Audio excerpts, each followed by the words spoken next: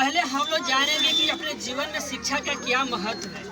बिना शिक्षा का मनुष्य का जीवन किस तरह व्यतीत होगा, पहले इसके बारे में जानेंगे कि शिक्षा हमारे जीवन का सबसे मेन महत्वपूर्ण क्षेत्र माना जाता है कि व्यक्ति जब तक शिक्षित नहीं होता है तब तक उसका जीवन पूर्ण रूप से सार्थक नहीं होता है। शिक्षा की ही कमी से हमारा देश ब्रिटिश सरकार ने 200 वर्षों तक मेरा देश गुलामों को जंजीर से जकड़ा हुआ था। हमारे देश के जितने भी महापुरुष थे वो अपने देश को चलाने के लिए उनके पास कोई विधि व्यवस्था मालूम नहीं था कि जो अपने देश को सही ढंग से चला सके। इसके अभाव में ब्रिटिश सरकार ने यानी अंग्रेजों ने हमारे देश पर क्या किया, 200 वर्षों तक क्या किया था, शासन किया था। इसलिए सबसे पहले हम लोगों के अपने जीवन में सबसे महत्वपूर्ण चीज़ क्या है, शिक्षा। तो जब तक हम लोग शिक्षा को हासिल नहीं करेंगे, ज्ञान को पाएंगे नहीं, तब तक मेरा जीवन जो होगा, व्यक्ति का जो जीवन है वो अंधकार में पूर्ण रूप से डूबा हुआ है। तो अंधकार में से आगे निकलने के लिए हम लोग को क्या करना पड़ेगा, शिक्षित होना पड़ेगा। क्या करना पड़ेगा, शिक्षित होना पड़ेगा। और कहता है कि शांतिपूर्ण शिक्षा जिस व्यक्ति के पास में नहीं होती है, कहता है कि उनका जीवन वो पशु के समान, जानवर के समान उनका जीवन व्यतीत होता है और वह व्यक्ति किसी दूसरे के अधीन वह अपना जिंदगी रहकर व्यतीत करता है। लेकिन जो व्यक्ति खुद से स्वयं शिक्षित होता है, जिनके पास स्वयं टैलेंट होती है, वह व्यक्ति किसी दूसरे के अधीन नहीं रहता है, वह स्वयं अपने आप अधीन दूसरे को रखना पसंद करता है।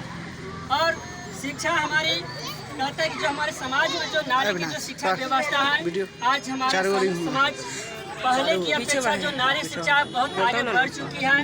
आज के डेट में हर क्षेत्र में, दुनिया के हर क्षेत्र में देखते हैं कि नारी और पुरुष होने में कोई परिवर्तन नहीं है, कोई किसी से अलग नहीं है। हर क्षेत्र में देखा जाए, जिस क्षेत्र में पुरुष है उस क्षेत्र में लेडीज भी क्या है, विद्यमान। इसलिए कहते हैं कि शिक्षा बिना मनुष्य का जिंदगी कभी भी सार्थक नहीं होती है। और जो सर्वपल्ली जो राजे कृष्ण जी उपराष्ट्रपति हमारे जो देश के हैं, वह बहुत ही कहते हैं गरीब परिवार से बिलोंग किया था। ठीक, इतना गरीब परिवार से बिलोंग किया था, उनके पास न समय पर भोजन खाने के लिए, न समय पर वस्त्र पहनने के लिए, न पढ़ने के लिए कलम कॉपी, कोई भी चीज़ उनके समय पर कोई भी चीज़ पूर्ति नहीं हो पाती थी।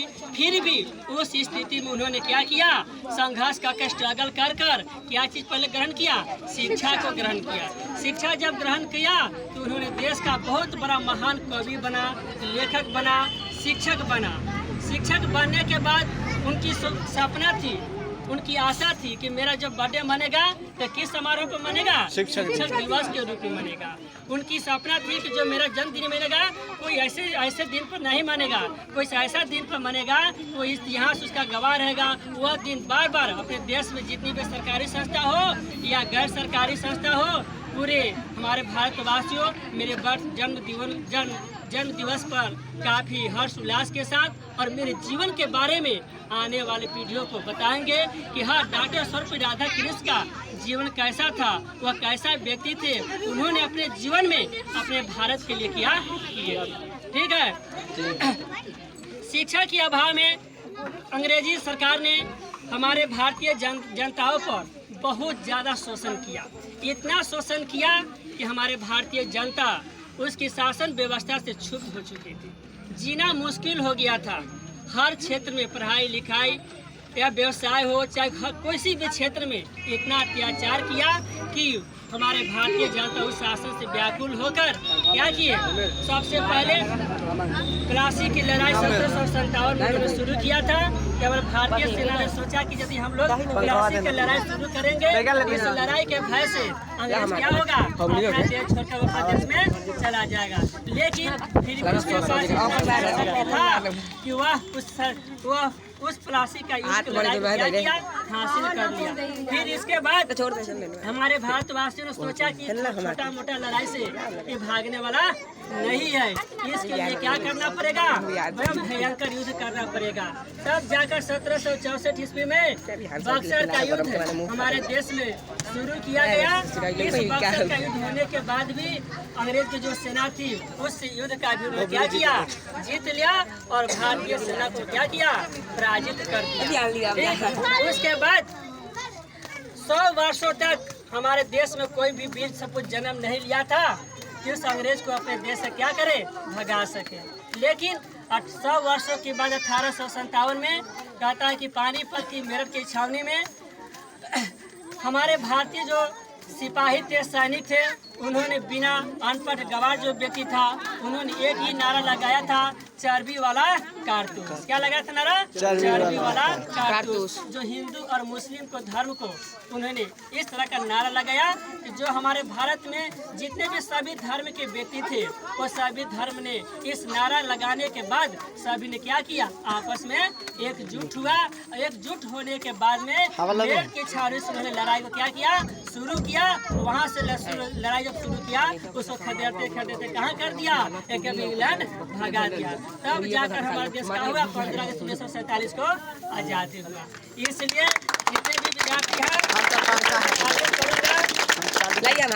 मैं आग्रह करूंगा कि जीवन में सबसे बड़ा बहुमूल्य चीज क्या है, शिक्षा है। शिक्षा से दूर कभी भी भागना नहीं चाहिए।